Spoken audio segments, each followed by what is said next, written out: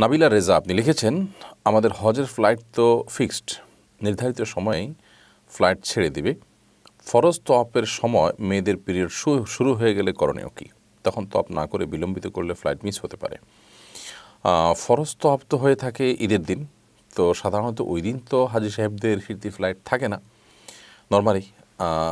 যদি আপনি কোনো কারণে সেদিন আসতে হয় আপনাকে, সেরকমভাবে যদি আপনি টিকিট করে থাকেন, তাহলে মনে রাখতে হবে যে ফরজ তওয়াফ করা ছাড়া আপনি যদি নিজ দেশে ফিরে যান, তাহলে যেহেতু ফরজ তরক হয়েছে, সেজন্য এই হজটি আপনাকে পুনরায় করতে হবে, হজটি অপূর্ণাঙ্গ রয়ে গেছে। এই জন্য বিমান ছেড়ে দিবে বা আমার ফ্লাইট টাইম হয়ে গেছে, এর মধ্যে মাসিক শুরু হয়ে গেছে, এই অজুহাতে আপনি তওয়াফ করা ছাড়া যাওয়ার কিংবা তওয়াফের কোনো বিকল্প কোনো কিছু কিন্তু নেই। অতএব অপেক্ষা করে আপনার পবিত্র হওয়ার পর আপনাকে তারপর তওয়াফ করে নিজ গন্তব্যে ফেরত যেতে হবে, অথবা আপনি চলে গেলে পরবর্তীতে এই হজটা অপূর্ণাঙ্গ রয়েছে, পরবর্তীতে এই হজটা আপনাকে আবার করে দিতে হবে। কাইফ সাইফ আইডি থেকে আপনি লিখেছেন, কিস্তিতে জিনিসপত্র ক্রয় বিক্রয় করা কি জায়েজ আছে?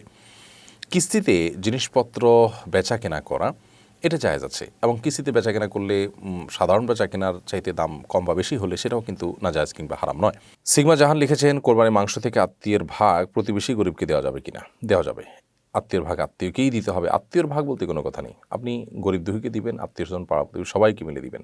অতএব এখানে প্রতিবেশী আত্মীয় সবার জন্য একই ভাগ। অতএব আত্মীয়কে না দিয়ে প্রতিবেশীকে বেশি দিলেন বা প্রতিবেশীকে না দিয়ে আত্মীয়কে বেশি দিলেন, কোনো অসুবিধা নেই এর কারণে।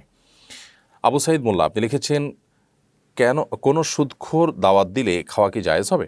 কোনো সুদখোর যদি আপনাকে দাওয়াত দেন, তাহলে সেক্ষেত্রে সেই সুদখোরের দাওয়াত, তার যদি অন্য কোনো উপার্জন না থাকে, তাহলে আপনার যেটা খাওয়া জায়েজ হবে না। আপনি জানেন সে সুদেই উপার্জন করেই তার এই খাবার আয়োজন করে থাকে।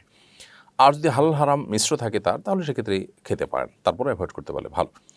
এমন খান আপনি লিখেছেন, কোরবানির গরু এবং ছাগলের বয়স কত হতে হবে? কোরবানির গরুর বয়স 2 বছর এবং ছাগলের বয়স কমপক্ষে 1 বছর হতে হবে। জামান আপনি লিখেছেন, সুদভিত্তিক প্রতিষ্ঠানে চাকরি করি, বিকল্প কোনো চাকরির ব্যবস্থা হচ্ছে না, পরামর্শ দিয়ে সাহায্য করবেন।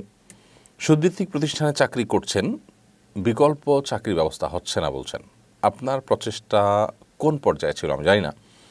যদি ব্যাপারটা এরকম হয় যে আপনি সুদী প্রতিষ্ঠানে চাকরি করছেন এবং আপনার চাকরিটা এই অবস্থায় আপনি বিকল্প চাকরি খোঁজাটা এইভাবে খুঁজছেন যে আপনার চাকরি না থাকলে, সম্পূর্ণ নিরুপায় থাকলে, বেকার থাকলে যেভাবে খুঁজতেন সেভাবে যদি আপনি খোঁজেন, তাহলে চাকরি পেয়ে যাওয়ার কথা।